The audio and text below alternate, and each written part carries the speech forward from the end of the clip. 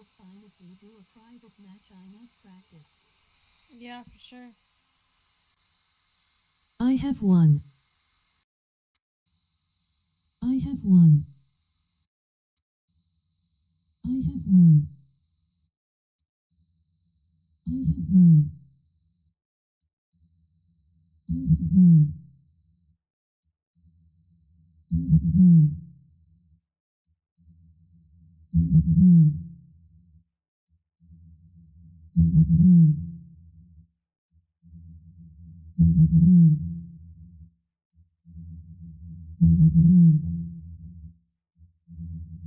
I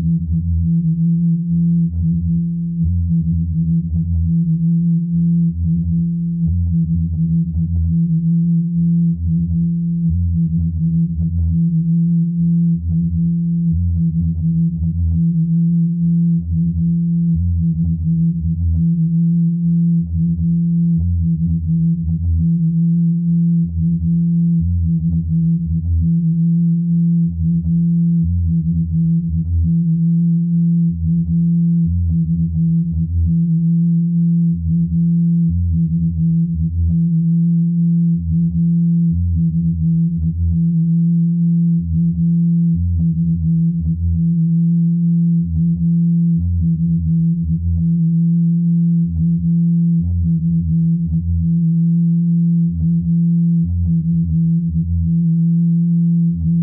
one.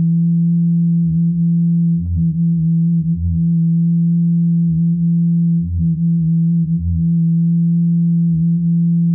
have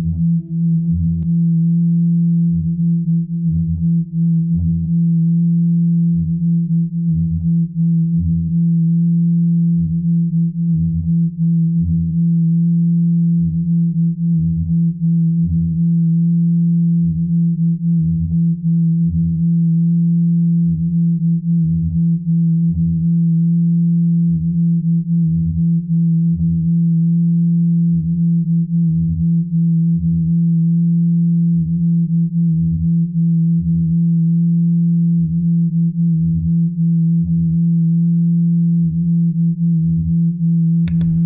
Good evening.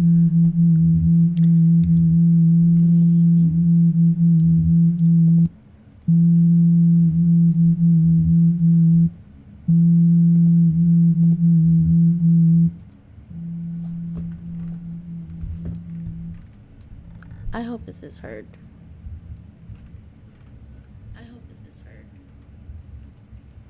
Oh yeah, definitely works.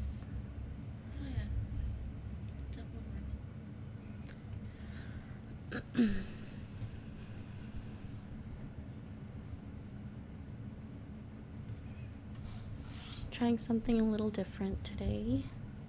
Just gonna go through some Reddit posts. Tonight's topic is petty revenge from some people on Reddit. Let's see. I'm gonna go through some of the things that are here.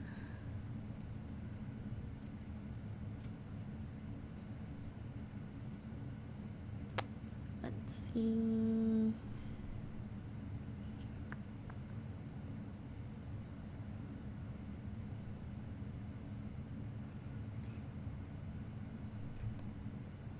Three days ago, from Right External 1152, the topic or the title is "Walk Across While I'm Parking, Two Can Play That Game."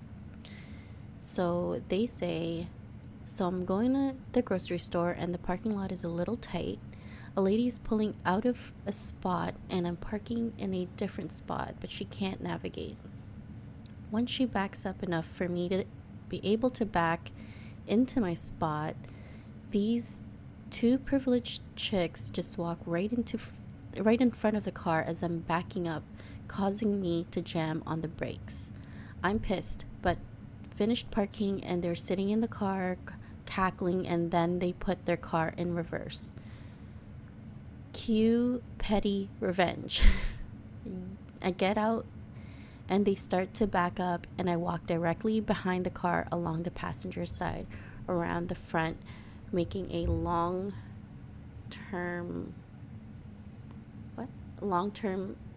that doesn't make sense, towards the other side of the building, leisurely taking my time. Just a little waste of their time because they felt so privileged to just walk in the parking lot when a car is backing up. Damn, it feels so good to be petty. And then the comments said, leave a shopping cart behind the rear bumper for a style points.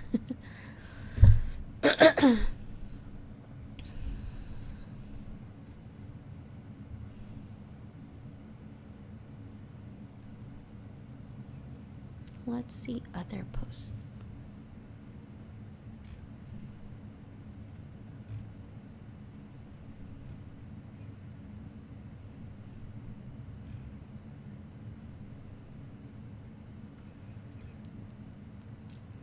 Japanese Crying said, I delivered revenge like a Disney princess. This is what they said. Came here because of the clique. So here in my block, we have this neighbor who is just the combination of every bad neighbor habit. To make things more visual, we're mainly talking about half a block here. The majority of the houses are 2 stories, except the one in the middle that is a car detailing and accessories store. So this store's roof makes every house on this half block visible to each other. So the major complaint is the noise. This guy blasts trash music all day long, which would not be a problem if this guy respected the volume and time allowed.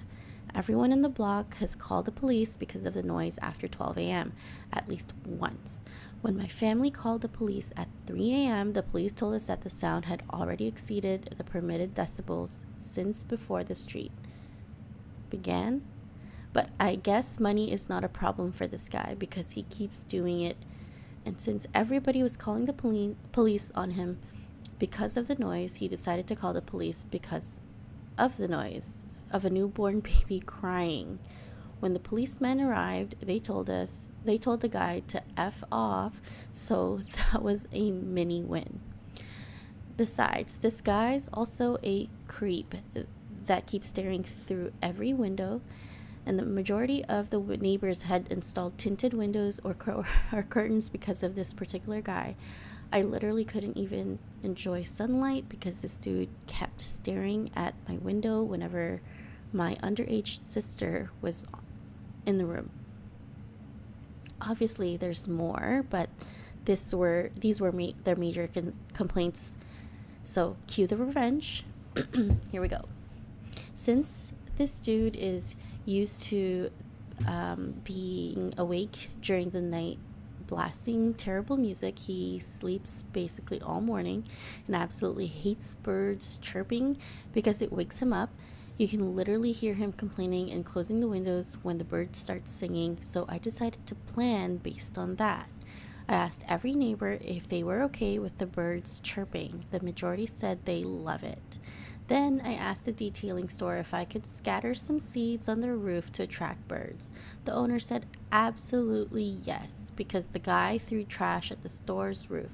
So every single week, the owner had to clean the gutters. So I started scattering the seeds every day at 5 a.m. to the store's roof, and in less than 1 week I have a full army of birds. I also started putting things like leaves, twigs, dog hair, and other things so the birds could build nests nearby. In my window there's also water for the birdies. Now, the most delicious part of my revenge was when I decided the birds needed a little treat. I have a friend that breeds insects for people to feed. They're exotic pets, so I asked him for 100 crickets to feed the birds. He gave me an amazing discount, and the next day I was also scattering crickets in that roof. The birds started eating the crickets, but obviously they couldn't eat them all, so the rest of the dozen of crickets that escaped ran to the nearest shelter. The idiots open balcony. You may think, couldn't he just kill the birds or something? Well, he tried, but the odds are in our favor because the birds that come chirping on his windows are protected by ambiental law. So if he tries to harm them, he'll pay a much more expensive fine than the sound pollution one. Now, my block is the only one place in the ghetto where you can wake up every day like a Disney princess with more than 30 birds chirping and the sound of a very distressed, evil neighbor. That's a good petty revenge. Comment said, Bernie said, "This is a happy story. Thanks for sharing. No one is hurt or broke, just chirping birds." Another person said, "I wish my roaches had done that back in my crappy apartments in the 80s. Useless freeloaders." Someone said, "The crickets, though."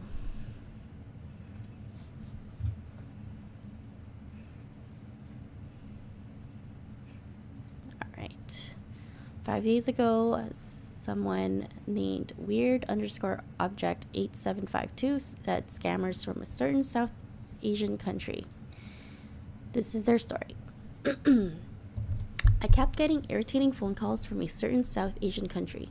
Most of them were so scammy that they were even funny. I am not a very patient person. I mean, I'm polite enough in most interactions, but I can be and will be very blunt with these guys. But on this particular day, I was not patient at all. And if there's something about these scammers, is that they would ring you in the most inconvenient time. Anyway, it was a Sunday out of all days, and around 11, when I was prepping lunch, I got a call from them. I detest being interrupted when I am cooking, and on that particular Sunday, I was a bit miffed over a number of things. On a snap, I decided on a cheeky plan. I started the call spelling very quietly on the phone. I feigned interest for about a minute or so, time enough for me to fetch a serving metal bowl and a wooden spoon. I put the phone on loudspeaker, still speaking quietly, and placed the bowl over the phone, then hit the bowl with a wooden spoon like one would hit a drum. I've done that for a couple of minutes until they cut the call. Dear wife was pottering around the kitchen and had a laughing fit. I mean, I beat the bowl up like the survival depended on it. It's around 3 months I've done this and the calls stopped. Comment said, someone on Reddit suggested asking, "Are you naked?" which has become my go-to response to scammers. Some of them get quite offended, which is amusing. Another person said, ending every response with "daddy" makes them big mad. And then another person said, apparently We should never use the word yes due to the risk of having the audio cut into something where they claim you signed up to their services. That's very good advice.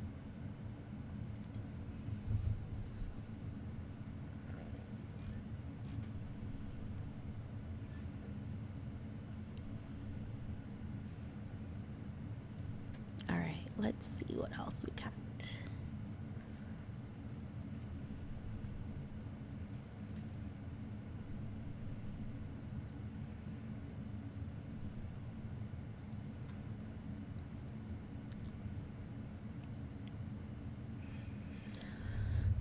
All right, so this one is from Zapper13263952 regarding a roommate that doesn't show up to clean their apartment.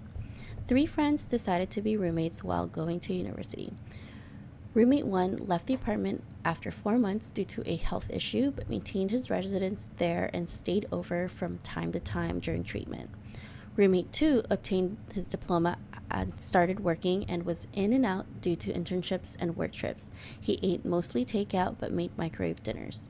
Roommate 3 considered himself a chef and made lots of light meals, 6 or 7 a day, rarely washed his dishes or any other cleaning. Comes the day when they decide to split up the team. 90-day notice given, everyone knows what's up. Roommate 3 gets his own place and moves out, leaves several pieces of furniture behind as well as a mess. While roommate 1 and 2 were out of town, roommate 3 gives his key to several friends who party a bit and leave empty beer bottles and trash behind. Comes cleanup day, roommate 3 is conveniently working despite knowing about the day for 3 months. Roommate 1 and roommate 2 take the day to clean, pass the inspection, and head out. Roommate 3 had asked some favors of the other 2, put his desk out for a charity van to pick up, bring his internet cable box and his refrigerator to his apartment. Roommate 1 and 2 are the kind of guys who will give the shirt off their backs, but the refrigerator was the last straw. They're also the kind of guys who have a great sense of justice and humor. They kindly put the refrigerator in the apartment along with the internet gear, which was strategically placed atop the refrigerator. Both needed to empty their bladders, but realized the water wasn't on, or did they turn it off? Oh, and the fridge was placed strategically in front of the door so that when the doughboy shows up at the end of August, by the way, he'll be unable to get inside without pushing the fridge, and thus causing the internet stuff to fall from the top of the floor. Oh, from the top to the floor. By then, the toilet should be pretty ripe, too.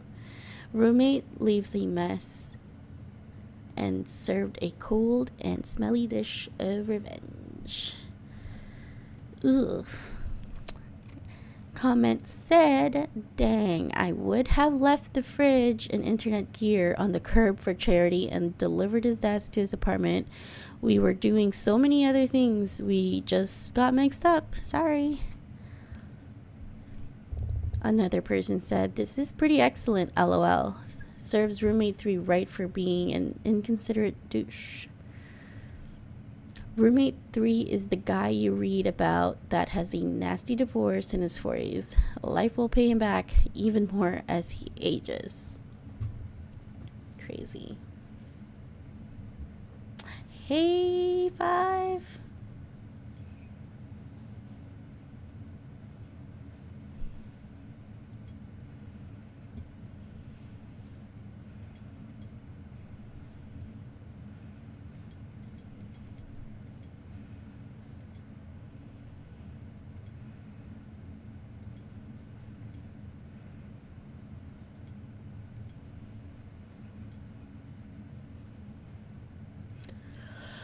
All right.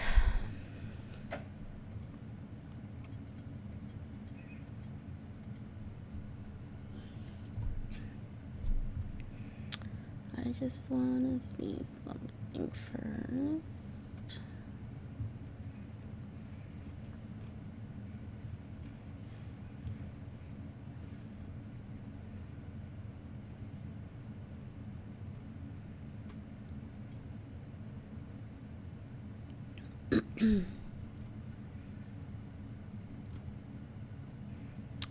Oh, this one's neat. All right. Okay, this one's a long one. Maybe this one will be my last one. So Petty Revenge on Reddit from Spring Sings 95. Job that laid me off is going downhill. So this is pretty long, and they apologize in advance. They said, I am a teacher and worked at a private independent school that was ran by admin who treated our school more like a business rather than a school.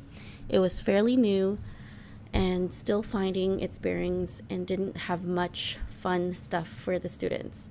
So I took it upon myself to work extra hours on top of my normal teaching hours to make events happen for the students. I'm talking school fairs, spirit days, Friday, and after school events, all because I have a passion for it and I love my students. All of the families and staff became quickly acquainted with me because I would have staff and family volunteers, and I have a really bubbly, outgoing personality. I got along with mostly everyone until the new admin came along. Dun dun dun. A new admin was not as fond of me. We got into a few tiffs as they tried to understand the inner workings of what I did for the school and students the past few years, and even had the audacity to say to me, yeah, I don't even know what you do here. Like, it was difficult to ask a fellow admin or staff, or even me for that matter. I was very patient and empathetic at first, but then the jabs became more and more lethal each time, and I could feel like I was going to get something pinned on me. So I began regularly meeting with HR. I would detail our interactions when they became inappropriate, and even HR was helping me find ways to word things to be more professional, or would straight up intervene and let the admin know they were making a mistake. Lo and behold, our school decides that they wanted to have layoffs in the middle of the school year, like we're a big pharma company or something. And little old me gets a brief, we need to meet with you today at time email. I, along with a few others, got laid off for budgeting reasons, quote unquote. Our school was trying to expand faster than we could keep up with, so I wonder if they thought firing staff would somehow make up all of the money they needed. Heading into the meeting, I passed by HR asking if they could be present. As I got the news, I looked at HR and asked if they or if there was anything that could be done. Alas, we are an at-will company, so nothing could be done. At the end of getting laid off, I let both of the admin know that letting me go was a huge mistake and that they were going to feel repercussions of their actions. They looked at me and said, "Is that a threat?" To which I let them know it wasn't, but that it was the truth because of how much I do for the school. So many staff reached out to me, and them, along with families, are still confused as to why I, of all people, got fired. Well, after I got laid off and started living my best life, in perfect timing, I got horribly sick, LMAO. I got word from staff that their job sites reviews had been plummeting. Students and families held town hall and board meetings to go off on admin for the poor decision of laying off staff in the middle of the year.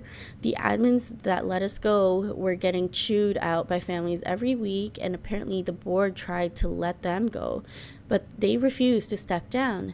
They started burning more bridges by going off on other admins that do so much on the groundwork, and started threatening current staff, and went out of their way to send an email to a staff that they let go for posting a poor review on their website. Towards the end of the year, they tried denying new findings by saying those folks asked to leave, and then more staff, including some admin, got fired or left before the year was over. Then, as a cherry on top, they let go even more staff on the last day of school. A lot of staff said they were coming back when asked mid-year, but now a lot of them are not so sure they are coming back when summer is up. I think the staff diminished a good 20 to 30%. It was a small school to begin with. So many people that I've spoken to that don't even work there have been hearing all of the drama, and the school has become something of local educator entertainment. It wasn't reveling at their steaming pile of a hot mess. I'd be cringing from secondhand embarrassment. Oh well. And let's see what it said. I'm a teacher that got let go mid-year due to budgeting. Told the admin that they'd feel the repercussions, which they thought was a threat. The school quickly went downhill afterwards due to talk, and got to hear about it from all. So, all in all, to make it shorter, they basically went down. The school administration went downhill because of all the bad reviews and the parents that went after them for letting go of good teachers mid-school year. So these are the things that some of the people were commenting on. Always satisfying when you get to flex you were right after leaving an employer. I told everyone for months that a job would miss me after I left.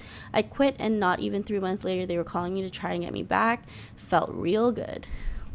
Another person said, nothing like getting out as the floodgates are ripped open. And then someone else said, I got fired from a job, but it wasn't a blacklisting type one, and if I wanted to come back in 6 months, I was welcome to apply. Boss texted me a few times after that time was up to see how I was doing, if I'd be interested in coming back. Yeah, still don't get why they think I'd want to be back after that. Yeah, it's nice to know that they'd still want you back after they let you go, or they treat you like crap. Well, that's it for tonight. Maybe we'll do another chat next time, but that was my first try, guys. We'll do some other topics next time, but yeah. Thanks for tuning in, for those that tuned in, and maybe we'll get some more fans next time. All right. Bye.